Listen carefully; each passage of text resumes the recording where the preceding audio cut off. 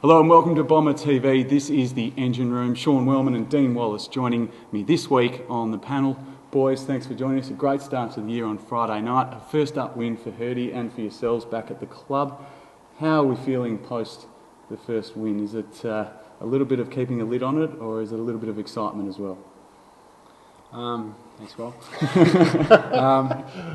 I think the players and the coaches, because we've been training for over 3 months now, are really looking forward to putting some stuff that we'd practiced pre-season. I think no doubt the players who've been doing so much training are really keen to play against some opposition. And there were some positives, some room for improvement, but it was just a starting point for us, and we're obviously looking to improve for the next 5 weeks and really getting ready for the Western Bulldogs round 1.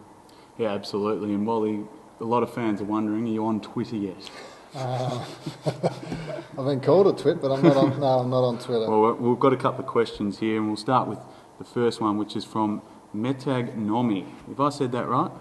Anyway, she wants to know if David Nyers has been trained up as a genuine defender, or if he only played there on the weekend because of Tate Pears' absence.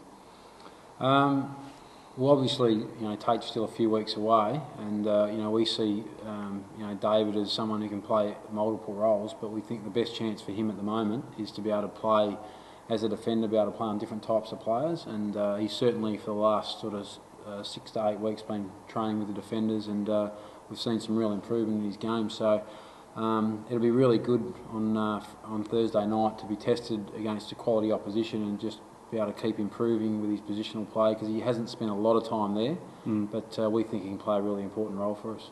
One person that certainly stood up on Friday night was Stuart Cramery, and on Facebook David Lane wants to know, is he any chance of playing round 1?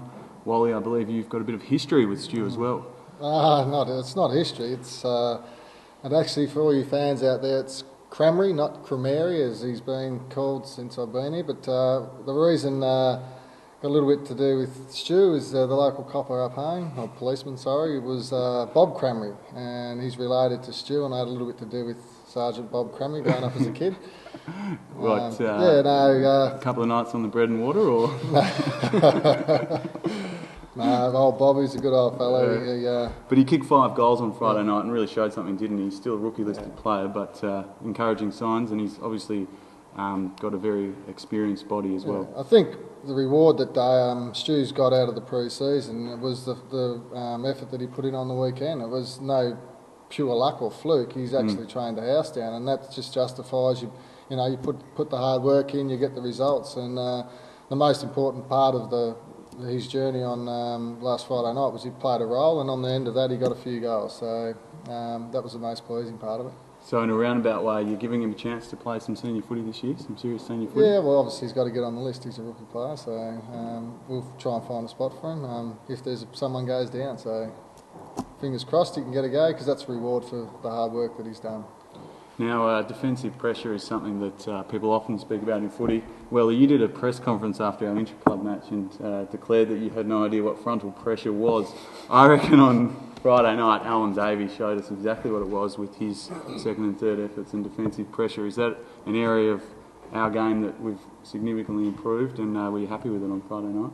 Oh, look, there were some really good aspects of it on Friday night, but it's going to be tested, all year. So, but that's part of Owen's game that we love, that he can pressure the opposition. And I think Leroy Jetter's another guy. And we want all our forwards and all our players to be able to be good players when we haven't got the ball, because our forwards certainly understand that the more pressure they can put on the opposition, the more chances they're going to get to score. But I think Owen probably for a few years here has probably led the way, and I guess the key for us as a team is getting all our forwards and all our players being really good when we haven't got the ball. So, and that's going to be an area we're going to continue to work on, and we continually need to improve. Thursday night, big game against Melbourne, your old side in a way. Offered any insights to Hurdy at match committee yesterday or today? A little bit, not too much. It's great. I think it's fantastic because we've both got young teams there. Obviously, I guess the expectation for them is that they'll improve and push for the finals. And I think our players are excited about coming up against a team in Melbourne that are got a lot of talent. They've certainly improved, and it'd be great to. It'd be another test for us as well. So something to look forward to. Should be a great test. And the big question everyone wants to know and continues to ask is certainly around Dyson Heppell. He showed plenty on Friday night. Are we thinking he's going to be playing more AFL than VFL this year? Oh, I think you'd hope so. Like, where we are as a footy club, and you bring in a good quality individual that's a great footballer and great leadership skills and a great character who actually can play the game. And being the number 21, he's got 21 on his back. I'll be pushing for him to get him in round one. Similar haircut. Very similar. That's what I had when I started, one of them. Really? We all did. The mullet.